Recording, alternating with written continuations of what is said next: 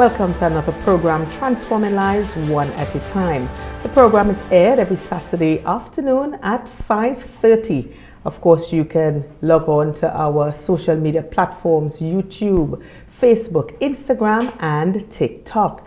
I am your host, Deanne, always happy to be in your company as we bring you the programs that will inspire you, programs that are relevant, programs that will bring renewed hope to your life. You can feel free to send your comments if you have a question, or maybe you have a topic that you would like us to talk about. Feel free to send us a message and we will definitely try to fit in that topic. Today, as promised, we're going to continue with part 2 on the topic, relationship is serious business. Or maybe I should say extremely serious business. My guest once again is Karisa Samuel, who brings to the table over 12 years of experience as a guidance officer and a family life educator. She's passionate about equipping individuals with the tools they need to grow, thrive, and live purposefully. Her background in social and emotional learning fuels her expertise in personal development, where she empowers others. Whether coaching teens, leading workshops, or ministering one-on-one, Karisa is committed to seeing lives transformed. Ms. Samuel, Karisa, welcome once again to the program. Thank you so much. I'm happy to be here. Yes. Well, Karisa, the late, great Dr. Miles Monroe said that when the purpose of a thing is not known, then abuse is inevitable. And this clearly means that without a clear understanding of an object's intended function or reason for its existence, it will be used incorrectly, leading to abnormal use. So with that being said, my first question is, what is the purpose of this institution we call marriage? Marriage mirrors God's union with us, the way God connects with us, the way God uses us. So Christ gave himself for the church. And this is to mirror man and wife, right? So as a married couple, you getting married is not necessarily just for your happiness and for your joy and for us to be a power couple for others looking at it. But it really is to do God's plans and God's purposes in the earth as a unified couple. The purpose of two people, the fact of two humans coming together in unity, it mirrors the way God works with us, right? And so marriage really isn't just for your own benefits. It really is not. And once we put that into context, we may make some different decisions, because it's not just about what I feel good about and what I feel good with and what makes me feel nice or look nice or make me the envy of other people. Some people think like that. It's not really about any of that at all. It really is for God's purposes and for his plans in the earth, in this time, in this particular era, what you and that other person, called by God, can do in the earth. And there may be some people here who may be looking on and they may not, fully subscribe to all of that. Because of course we have a very wide audience. A very wide audience, right? So they may not fully subscribe to that. It doesn't make it less true, but it can, what I mean is, it still is true because truth is truth and it doesn't change. And it should help you now inform what you do, Marriage is not just for you. It's an institution that was designed by God, right? And it's not just for you. It is for God to be able to use. As a tool, you all come together as a tool in unity and to be able to do powerful things in the earth because of the covenant. And was it generational? Yeah, all the generations that come after, Of course. right? All the generations that come out of your unity what you all are able to do, who you all are able to impact by your synergy and working together in harmony. What you all are, you can change the course of lives of children, not just who you make, who you are able to impact through what comes out of you all. It could be somebody being a coach for a football team, a basketball team. The wife then, she has a role in there. She could come to meetings as well and practice as well and support him and become a mentor as well. So married couples are powerful is a powerful mentoring unit, for young people and for single people and even other married couples they can look on. And married in Christ, you can be absolutely so powerful to change the course of society, of society, because you then impact other families. And as we have strong families, we can have a strong community and a strong nation. Yes, right? So, so it's not something that should be entered in lightly, or just, if everybody getting married, let me just get married to you. You have to understand and recognize that it is for a purpose. It has been designed for a purpose. Yeah, and that's why I started with that from the late great Dr. Miles Monroe, because I found it to be so very appropriate to explain exactly that. If you don't know the purpose, obviously, you would misuse, you would abuse, obviously. Yeah. So that was very important. Yeah. Well, I want us to talk about leave and cleave, because many times you would hear in a marriage, okay, a man would leave his parents and now cleave to the wife, and then you sometimes wonder, okay, so when you leave, so you forget all about mommy, you forget all about daddy, you forget all about your other relatives. I wanted to bring some perspective on this leave and cleave and exactly what it means in the real sense of the word. Mm-hmm. Yeah, so leave and cleave, it really speaks to you and your wife are becoming your own family unit. So you have technically left the old family unit. We haven't forgotten them. Right. We still know where they live. We still have their number. We're still going to call them and all that. But you and your wife are now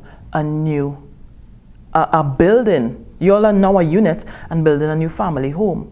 And in the last episode, we talked about what are we bringing into this new home. Yes. Right? What are we bringing from those two other homes that we know of?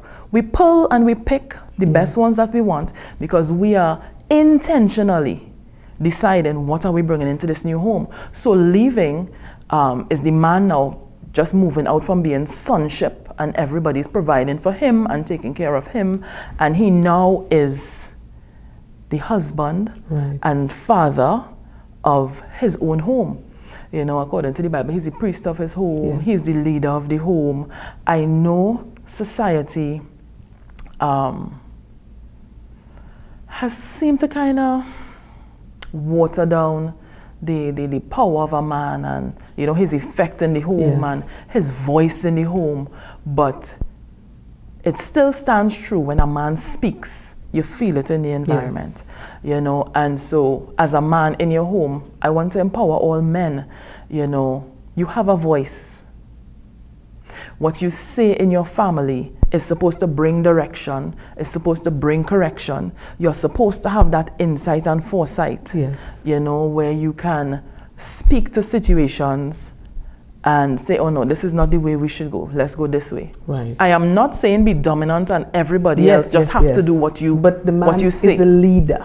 Of course, you're the leader. And so man as leader, you give direction. Man as leader, you give encouragement. Man as leader, you give support. You have empathy. You have those things. So when you leave, you are now building a family home with your partner. As a woman, when you leave, you build your family home with your husband, right? And you all are building out your culture and building out morals and building out values, and you all are putting things in place for this new family unit. Right. So it's at this critical time that in the early building process that you would now have discussions, okay, when the children come, what kind of parenting styles we would adopt, what exactly just to fine tune all these areas. As they get into this now, it's like they're coming apart and they're starting and building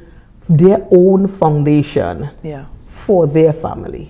Yeah, and hopefully many people would have these conversations before they get married, because if we get married, we don't want to say we are now married and we are now thinking about how we should do parenting. You could have a really authoritative parent and then one who's kind of laissez-faire. We have a problem. Yes.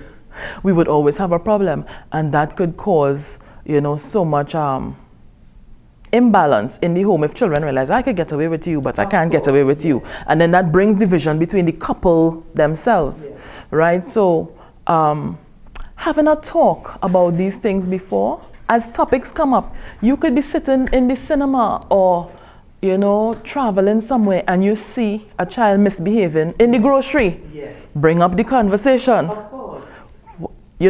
Make a comment and hear the response. In a situation like this, Hazi, for wifey, and there you could really find the solution or be able to realize, okay, well, yes, well, they will handle this in this manner. Yeah.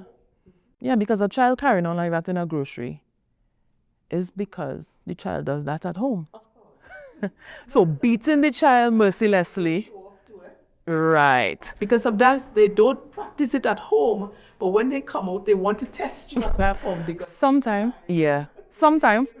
And sometimes then we resort to beating the child mercilessly, and that's not the way to go because it's not fair to the child, right? So then, so bringing up topics while you are courting, which is intentionally forming a relationship. Bring up topics. When you see things happen around you, say something about it or ask, what do you think about that?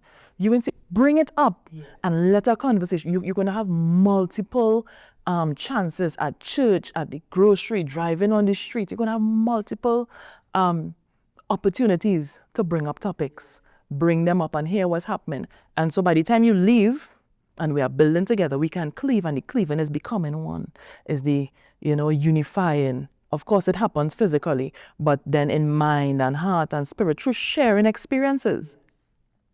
When I'm telling you about my experiences, you're telling me about yours. We are living together. We are putting new routines in place for our new family life. We have a way we celebrate Christmas.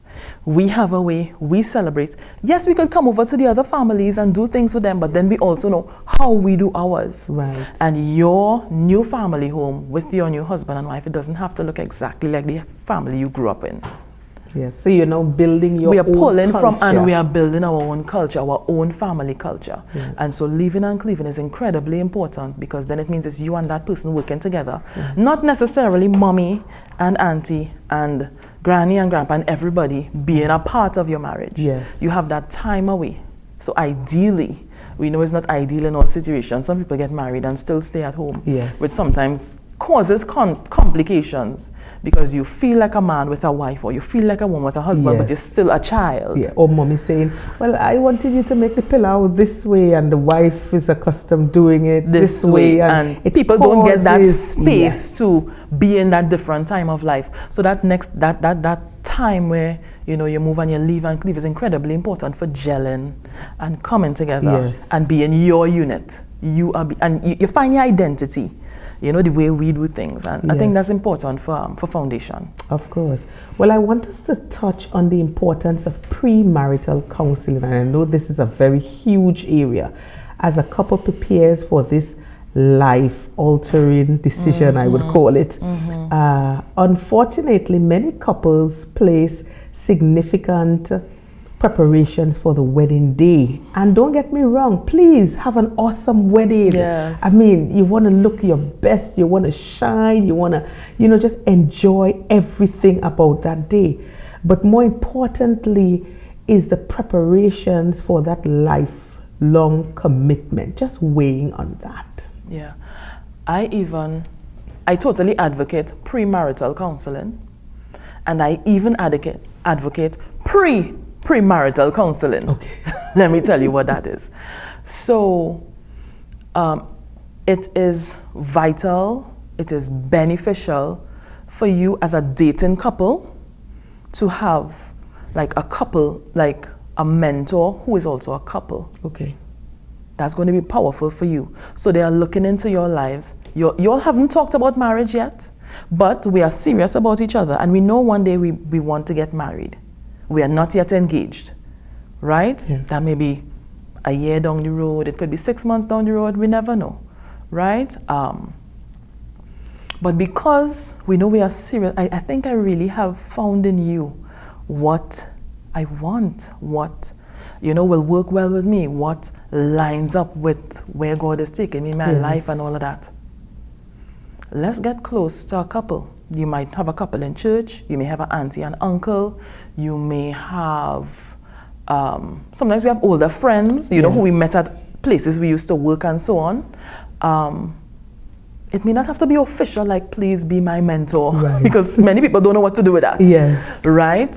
But you may ask them if, we could come over on Lime. So you and your boyfriend, you and your girlfriend, go over by this couple on Independence Day. Or you take them out for lunch, right. And you ask them like, how did they meet and how did they do things? And you just talk with them. And so you get to integrate them in your life. Yes. And they would start to inform things, situations where you may want to blow up or you think it's such a huge deal. The wife may tell you, shh. Take it on a notch. Don't say anything yet. Just look. And that wisdom is invaluable. Yeah. That wisdom could probably save your relationship.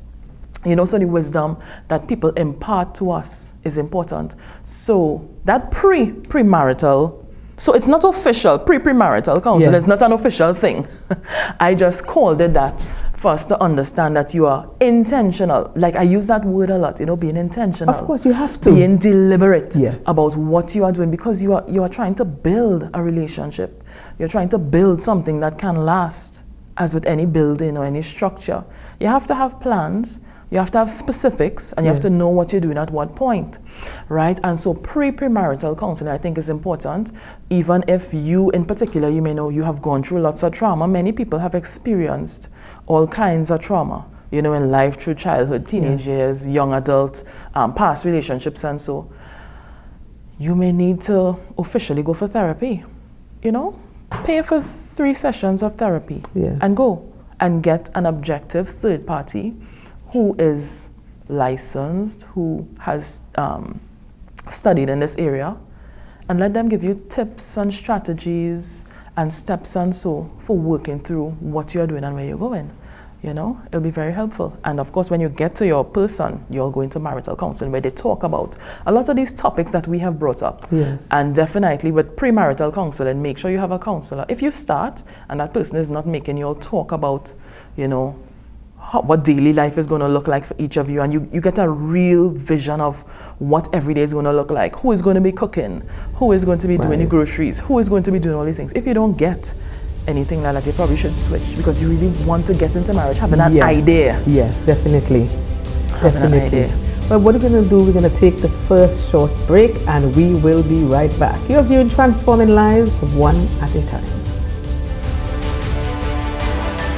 If you're wondering where to find top-tier quality tiles and products to refurbish or renovate your wall, floor or pool, well, your worry is over. Come to D-Cells Tile and Ceiling Center, Store Bay Local Road, opposite the Bonnecourt Primary School, Tobago, where you will find porcelain, mosaic and ceramic tiles of the highest quality guaranteed. D-Cells Tile and Ceiling Center also stocks thinset, grout, tile cutters and yes, windows. Plus a friendly smile and service that's second to none awaits you. So forget the hassle and get all the quality tiles you need right here in Tobago at D-Cells Tile and Ceiling Center. Call us today at 460-8802, 639-8281. Opens Monday to Saturday from 9 a.m.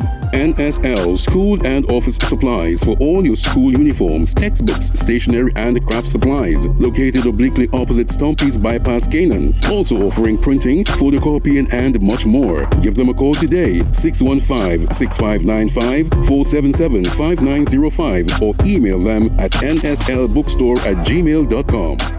Do you need electrical and plumbing supplies from construction to finish? Then check out Voodoo's Enterprises Limited, Milford Road, Canaan, Tobago. Get LED bulbs and fixtures, septic tanks, water pumps, laminate flooring, press cut power tools, and so much more. Open Monday to Saturday from 8 a.m. Call 280-2050 or 660-4970. Boodoos Enterprises Limited.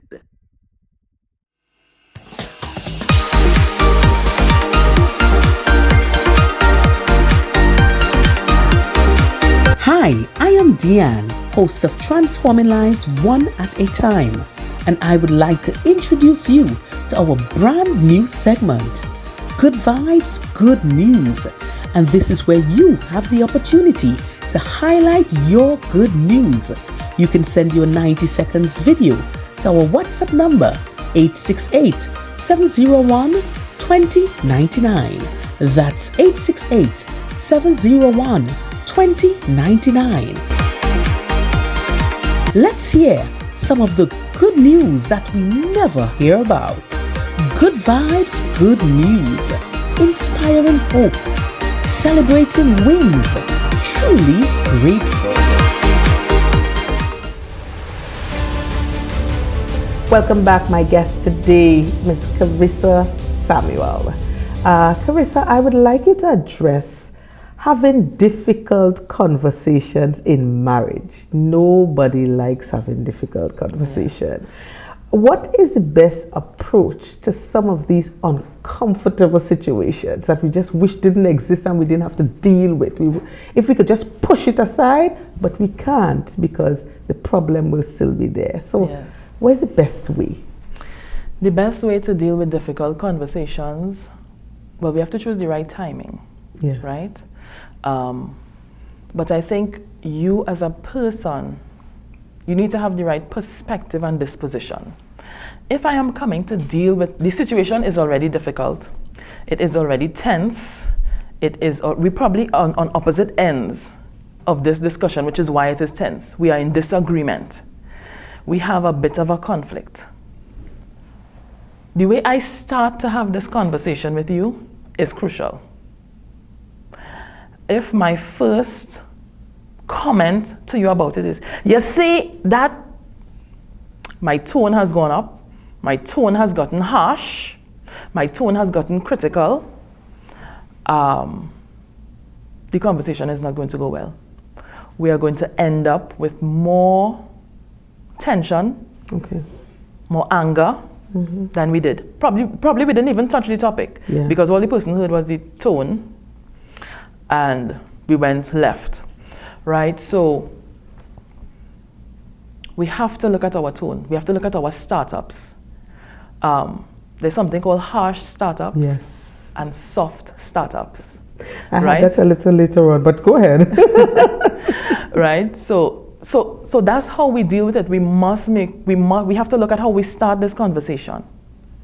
We are not going to end well if we don't start well. If we start well, we have a good chance of airing some topics. We have a good chance of making some of our points that we want our partner to get and understand. Right.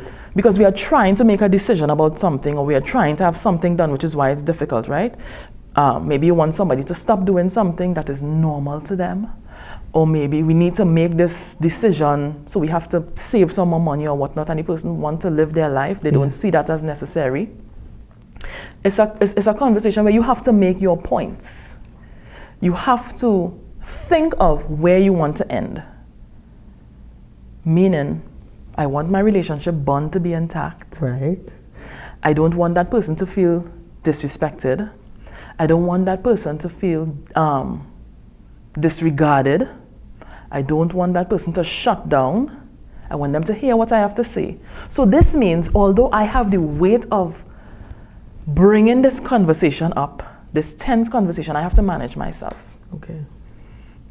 So this is why I said timing. I cannot be overwhelmed by the topic, by this tense disagreement, and come to talk to you when I'm tense.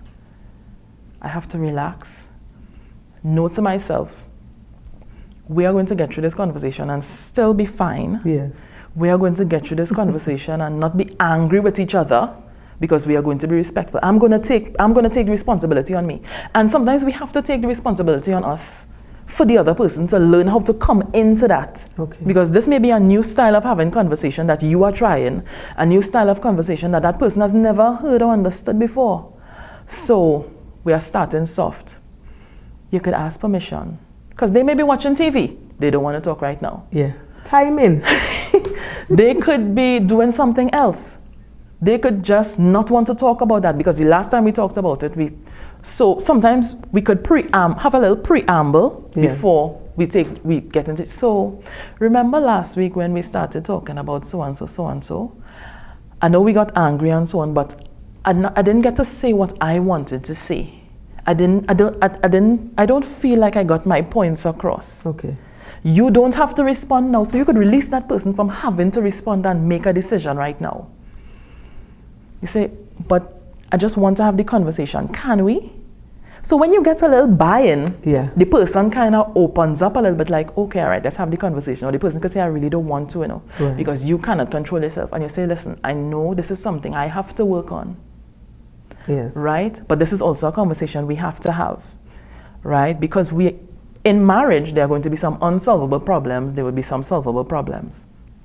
Right? But this is something we have to talk about. All right, even if you don't want to talk about it now, you want to talk about it when your football finish. Yeah. You want to talk about it when you finish cooking. Right. Okay.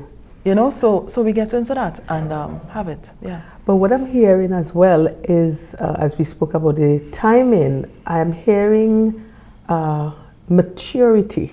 You have to be mature as a spouse to say, well, okay, I recognize that this may not be the best time. So it's a conscious decision. And also, as you were speaking, I was hearing humility, because the last time we tried to have this conversation, it went all over the place. So you now have to humble yourself. And these are traits that are so necessary if you are to have a successful marriage. Yes. Because maturity. Mm-hmm. He is upset now. He's cutting the yard. You can't come and the man now finish cut the yard. You wanted to, you said something last week. And you said me, I don't put water in my mouth to talk. And sometimes you hear many people, many married couples talk about the woman waking him up in the middle of the night to talk about something that she has been boiling about. It may be quiet. The children may be asleep. But he wants to sleep too. He wants to sleep. It is not the best time. Yes. Right? And so, yes, it calls for a lot of self-discipline. Yeah. It calls for intentionality, because you are thinking about when is it. You are humble, and as you said, you are thinking about not when is the best time. I want to talk about it because it's boiling on my heart now. Not about me. When is the best time I could talk to this person about it? Why? Because I want them to hear me. Understood. I want their ear to be open. I want them to be able to receive. So if the person tells you no, put it aside. And I'll also say, to all those who listen, make your points. You can have a cheat sheet when you want to talk. Yeah. Nothing is wrong with that. And sometimes I find cheat sheets really work, because when you try to leave out anything. You don't leave out anything. And when you try to keep everything at the top of your head, you tend to jump here, jump there, jump there, jump there on all emotional stuff. Okay. As opposed to if you plan out what you want to say ahead of time, this is what you want to talk about, this is what you want to talk about. And you could manage it. Yes. That's a very very good suggestion. Very good suggestion. I want us to jump into the issue of respect. And generally how some couples speak to each other and the kind of ripple effect this can cause. Yeah. So back to the harsh starts and soft starts, that I mentioned earlier. Harsh starts can make somebody feel disrespected, because you may start off accusing me of something with your harsh negative words. Yeah. You may start off calling me a name. Hey, you see you and that, whatever you're always doing, right? That immediately puts people on the defensive. Yeah. It puts people on the defensive, and you're also signaling me that you are being disrespectful to who I am, to who I am as a person, to my qualities, when you're really trying to talk about something that I've done, right? And so it's important that we respect each other in relationships, and it's also important for women to know men feel loved when you respect them. Yeah. I don't think many women, even if they've heard it, they don't keep it at the top of their mind. When you disrespect him, he feels unloved. You could tell him you love him how much times, you could buy the biggest cake for his birthday and go on a vacation and do all those things. If you speak to him disrespectfully, disrespect him in public, undermine his authority in front of his children, in front of his family, in front of his peers, and you are disrespecting his masculinity, you are also letting him know how you feel about him in a man's eyes and in a man's mind. You have disrespected him, you don't love him. Wow. And that's really important for women to remember, because our mouths are very powerful. And we could string words together really very quickly. We could string a whole paragraph together and say what we want to say, and not realizing that we are pulling down this particular person. You're not standing up for yourself. You are pulling down and disrespecting and emasculating this man. Yeah. Who is your man? Who you have chosen to be the leader of your family. Who, because you have married him, you have trusted him to give direction, of course, to your life and your family by the things he do and the things he says. So you're actually shooting yourself in the foot. True. By disrespecting him. It's not going to help empower him. It's not going to help to push him forward. Yes. And he's not going to feel loved. He's not going to feel closer by your disrespect. Wow. I know that you have done some extensive studies on the John Gottman Institute. Just touch a bit on that and what some of the studies have revealed. It was very interesting. Yeah, so John Gottman, he claims that he's not a relationship guru, right? He is not a relationship guru. He says that he has done lots of research, clinical research and so, on over 3,000 married couples. And what he has found patterns through couples over time. They have done longitudinal studies, mapping couples' lives and looking at their relationships over 20 years and so on. They have found kind of like a blueprint of stuff that happens. And so out of that, he has written many books. He also has the John Gottman Institute, and people can go and learn at regular couples. You can sign up for like online programs and so. I'm just saying that, right? And so in it, one of the really fascinating studies, out of the studies, they are able to predict with 93 to 94% accuracy a couple who's going to get divorced. If they watch this couple having a conversation for 3 minutes, they can predict with 93 to 94% accuracy that couple is going to get divorced. And here's how they did that. They invited some couples to come to their Gottman lab, they called it. So the Gottman lab is an apartment. Couples agree to come and stay for a weekend. Okay. They know they are going to be on camera. They know they're hidden. So the cameras are not out for them to see, but they know they're hidden cameras. They know, behind mirrors, there are people. They know that, right? And they've agreed to live their life out for just this weekend. And what they have found is couples who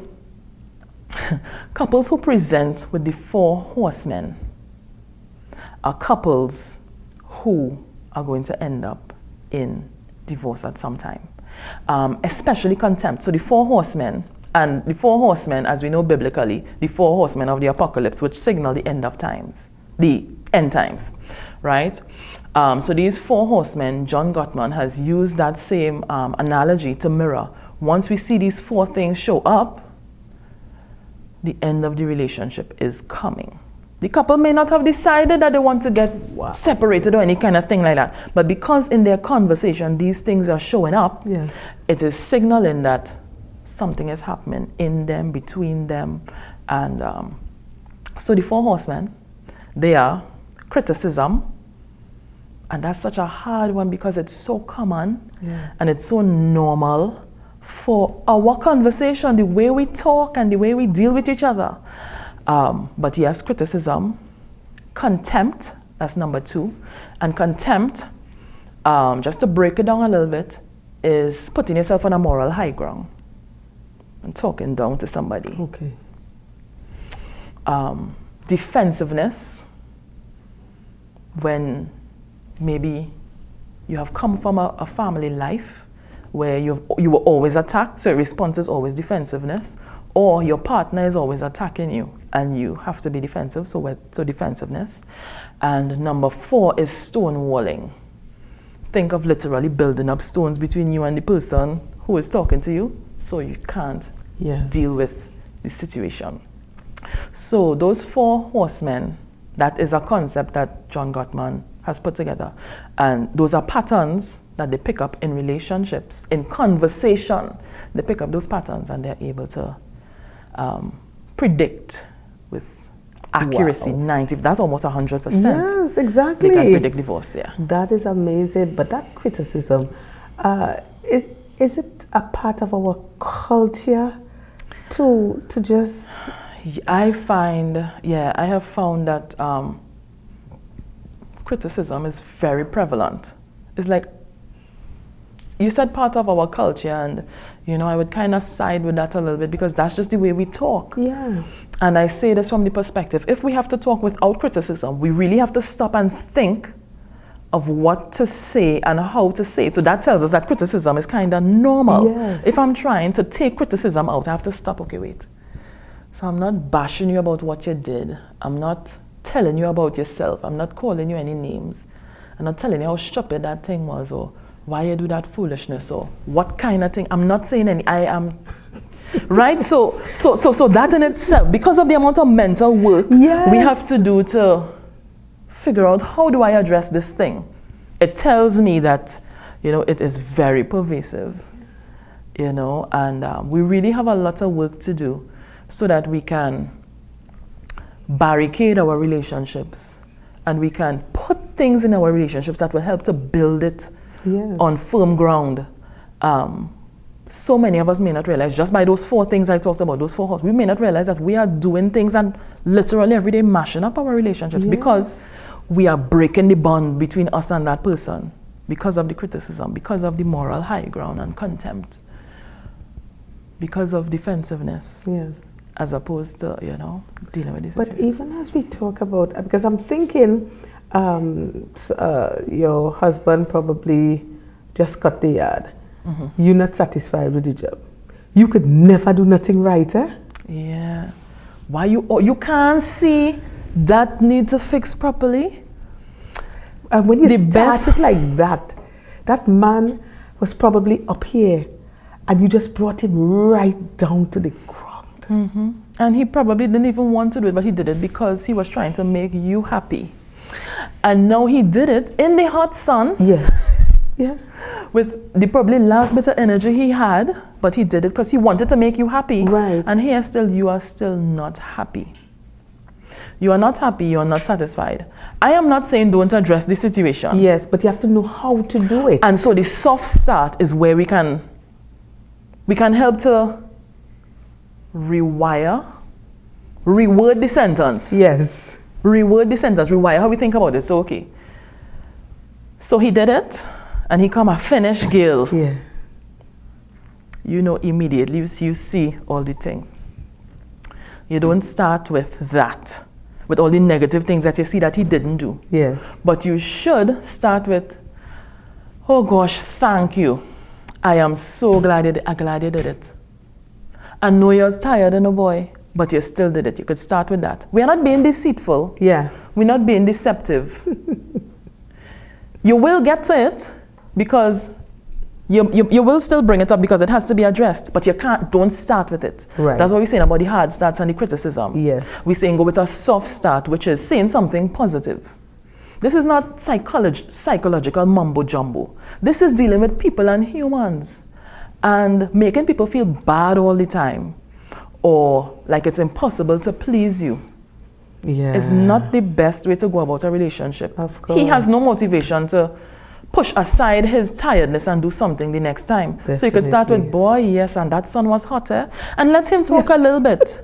And I see you sweating. Yes. You could bring some water for him during the Well, thing. I was just thinking a little, right? a little mobby. Right, bring some more, bring some, right? Bring it, and I see you sweating, but you did it, boy. Right, I thank you. The place much cleaner now. You don't have to lie. Right. The place much cleaner now. Yes. Yes.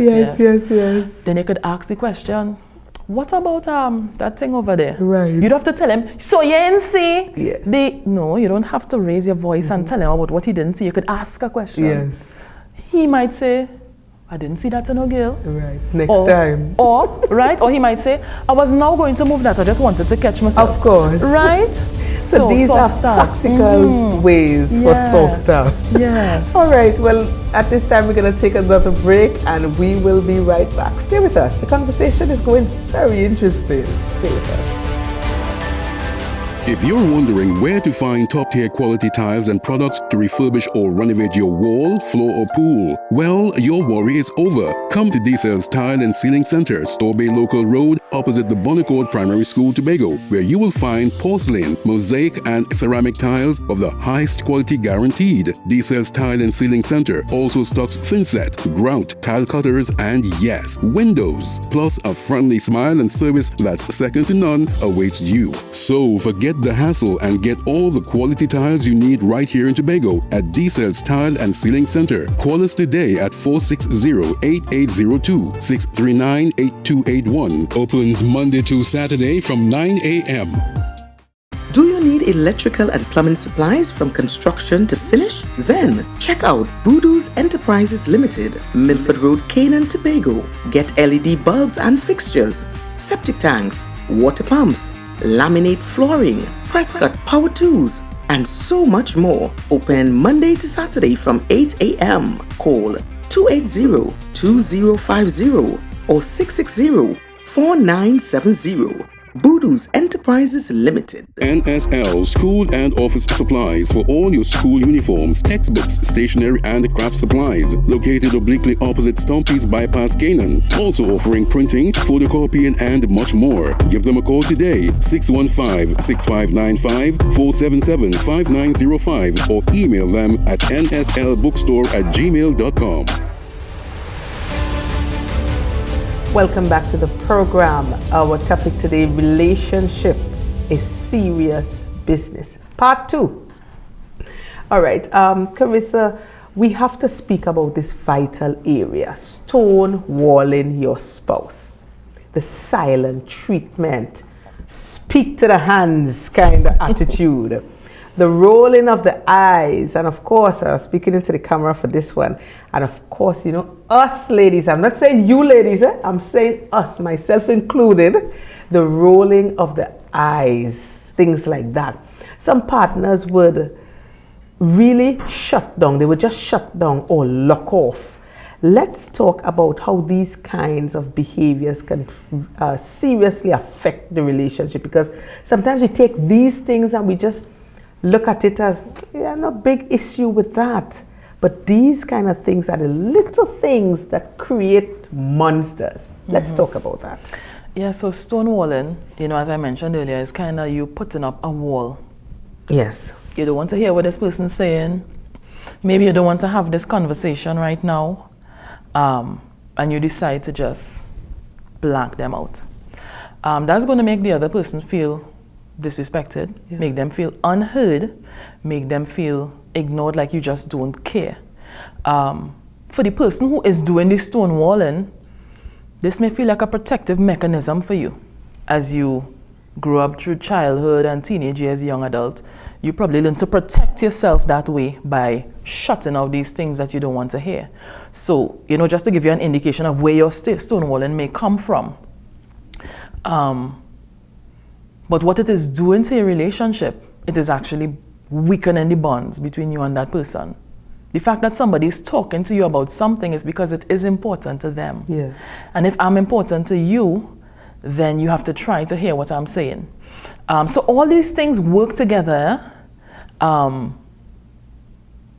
It is it can feel like a natural response to stonewall if all you hear is criticism and harsh, derogatory things, right? Because you need to preserve your sense of self. Of course. You need to preserve your well-being. You need to preserve, there is understandable that somebody can learn to stonewall and make that part of who they are and what they do. Yes. Because of it. But it is going to be detrimental to relationships. So for the stonewaller, you may need to speak up some more. A stonewaller may generally be someone who thinks they are keeping the peace by not saying anything. Yeah. Who thinks they're, and we could make that distinction again if we have time, right? Who thinks they are not contributing to the argument. When you're tired talking, you will stop, right? Wow. When you're fed up saying what you have to say, or you're saying this again, whenever you finish, you will stop. So they may have learned how to do that, but it is not helpful.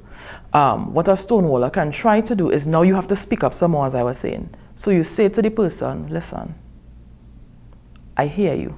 Sometimes that person just wants your attention, They have said something 2 times, 3 times. You putting up a wall doesn't help them. That person is trying to be heard. Yeah. That person is trying to feel comfortable. That person is trying to know that they're important to you. That person, they are glad you are here. They may not be saying that because they're arguing or saying something that you don't want, but they're glad you're here.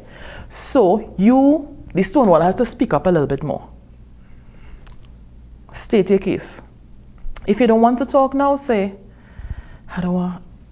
I want to hear you, but I just can't talk right now. We could talk later.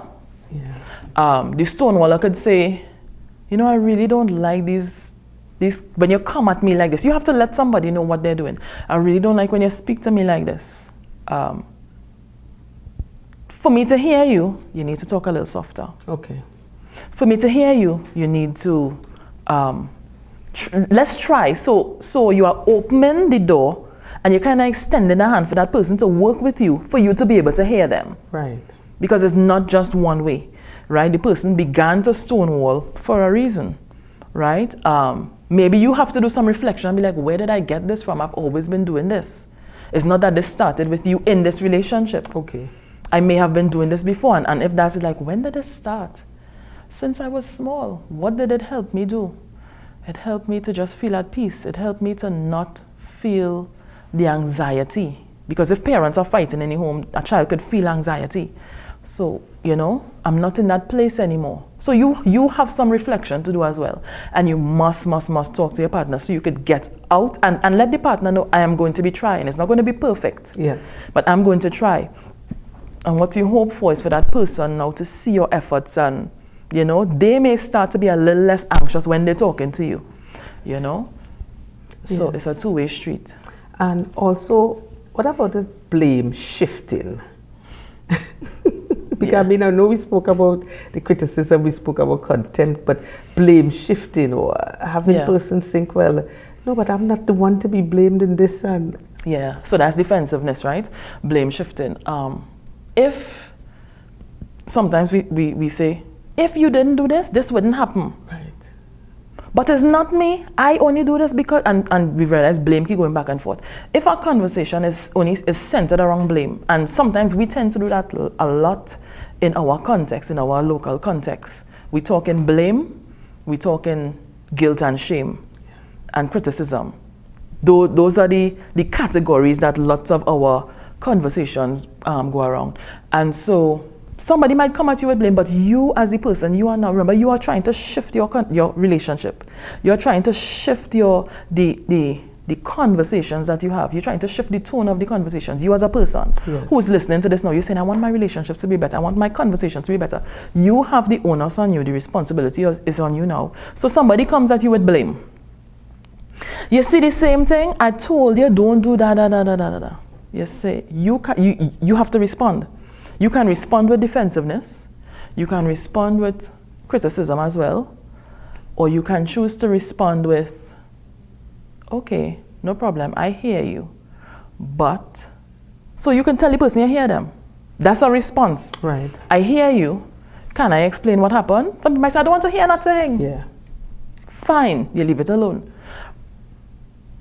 But I'm saying continue to take that position, because eventually the person might be like, what do you want to say? They might say it with attitude. Yes. But they may still say, okay, what do you want to say? You say, well, I just want to explain what happened there. Right. And then, not, because now you are trying to change the tone of your relationship. You're trying to get this person and people that you're dealing with into the fact that, wait, it have more in conversations. Or we can get through conversations. Yes. Or you can ask me questions about what I mean, why I did that, and let me understand. So we get a deeper understanding of each other. And hopefully, you know, mutual respect will work in there as we're doing the soft starts instead of hard starts, and not being defensive and blaming and all that kind of stuff. So what I'm hearing is that there should be a greater consciousness to, even if you're already in the relationship, but there should be a greater consciousness for you to go on the way of soft starts as opposed to harsh. Because sometimes you would have some persons that really have some rocky relationships. Yeah. And the question is, how has that been working out for you? Because it's like stressful. It doesn't make sense. Exactly. It is stressful. Every morning you wake up, you're like, oh gosh, I have to deal with this today. Yeah. You know, that kind of thing. Yeah. But as we begin to bring the curtains down on part 2 of Relationship is Serious Business, I would like you to highlight a crucial area that we did not touch on, or even reiterate something that was mentioned earlier that is definitely worth repeating. Yeah. One of the first things I would say is you as a person, learn how to have tense, intense conversations. Learn how to have them. Don't just shy away from them. Don't just pretend that this particular thing is not happening because we don't know how to talk about it. Keeping the peace does not mean not talking about those things. Okay. Being able to coexist in harmony with your partner does not mean not dealing with those things. Learn how to have those conversations. You have to do reflection on yourself. You have to begin to edit how you speak. You have to begin to have a greater hold on your emotions and being able to identify them as they come up. The nervousness, the tension, the anxiety, the anger. You have to be able to have a hold on those things, because when you're like, okay, wait, I'm angry. All right. So then, so when you can say, when you note, I'm angry, you may have to say now, okay, let's talk about this later. Can we just stop for a little while and talk later? Because your view is to save the relationship. Your view is to constantly build that relationship, not break it, right? So we are talking about marriage, we are talking about stable relationships, we are talking about staying together and stability and, you know, longevity and that kind of thing. And so learning how to have those tense conversations without disrespecting the person, learning to have those conversations and come out at the end feeling closer to the person you were with. Isn't that successful? So we had a tense conversation because the topic, we are on opposite ends of the topic. So you have your points about it, I have my points about it. You have your core beliefs, I have my core beliefs. You have what you want to happen, I have what I have to happen. At the end of the time we are talking about it, we may not have a resolution. We may not have a solution. But you heard some more of my points, and I heard some more of your points. Maybe this time when I said that same point you heard the last time, maybe I give a little story about it, of something that happened. So you have a little more context about why it's so important to me. And you didn't change your mind yet, but we are closer because we had this intense thing and we came out of it. So that is what I want people to begin to start working around. Start learning how to have tense conversations. Don't just shy away. Because what is going to happen, you're going to begin to feel more confident in your relationship and about your relationship. It's not just going to break apart because of a topic. Right. It's not just going to break apart because of a tension. You are going to come out stronger, like, wow, we can do this. It gives you that inner motivation that we could have conversations and then still be good. Yeah, not fly off the handle. Not fly off the handle, not disrespect each other. Right. Because disrespecting each other leads into a whole host of strain on the relationship. Yes. After we had that conversation and we disrespect each other, we are now strained. So we have to come back into being good with each other. You know, it just Yes. takes too much time. So I really want people to work on. Yes, yes, yes. Well, finally, give a word of advice to a couple who desires to really have a fruitful, loving, and rewarding marriage. So to this couple, I would say, put God first. I would say, know yourself, meaning intentionally find out about yourself from other people, you know. Ask them about, you know, top qualities that are you. Listen to what people say. Work on it. Learn how, as I just talked about those crucial conversations, learn how to have not harsh, but tense conversations without running away. Because something is tense, you don't have to run away. Learn how to do that. Get close to a couple who you see have stood the test of time. They have gone through stuff. They have spent lots of years together. Learn from them.